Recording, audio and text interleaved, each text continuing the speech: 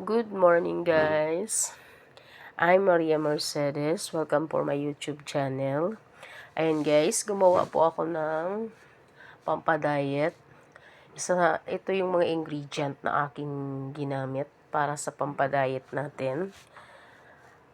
Guys, kung inyong gustong gawin sa araw-araw, pwede nyo itong gawin, guys, kasi ito ay mabisang pampadiet at liliit ang inyong mga tiyan. Ayan, sa araw-araw. Ngayon, gagawin ko to mula ngayon. Dahil medyo malaki na yung tiyan ko, kailangan ko nang mag-diet. Gagawin ko to para dumit na rin ang aking tiyan at maging sexy na uli ako. Ha! Charot. Pero guys, bago ang lahat, subscribe muna kayo sa aking YouTube channel, Maria Mercedes, my YouTube channel. Okay guys, ito na ang ating ingredients sa ating pampadiet na sa umagang ito. Ito yung mga ingredient natin guys. Meron tayo isang basong tubig. Hindi naman siya totally isang puno talaga. Ayan. Halos lagpas lang kalahati na water. O glass of water. Ayan. Meron tayo ditong Yakult. Ayan guys. Yakult na maganda sa tiyan. Isa sa mga ingredient. And then, meron tayo ditong isang kutsarang luya. Tinadtad na luya, guys. Ako lang gumawa niyan. Tinadtad ko. Ayan. And then, may 2 piraso akong kalamansi. Pag medyo maasim, di natin masyadong uubusin to. Pwedeng 3 or 2 piraso lang. Kasi nati-hati ko siya. Ayan, guys. Ilalagay na natin siya dito, guys. I proceed now.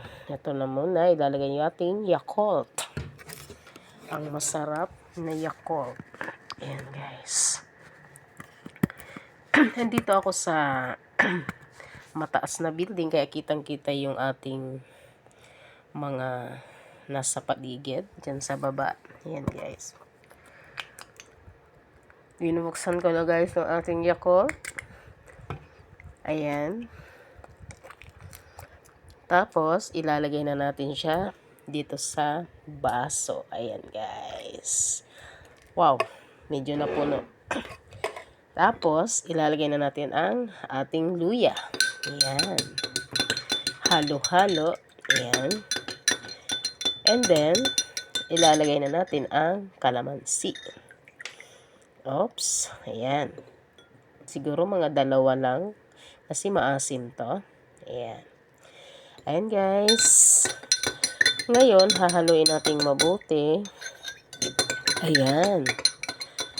Yummy yummy guys. Ito na ang finished product ng Yakult Diet Everyday. Ayan. Yakult with calamansi and luya. Ayan guys. This is a finished product. Yan guys. Iinumin ko na yan guys ngayong umaga para ako ay sumeksi na ulit. Okay guys. Thank you for watching. God bless. Mwah mwah.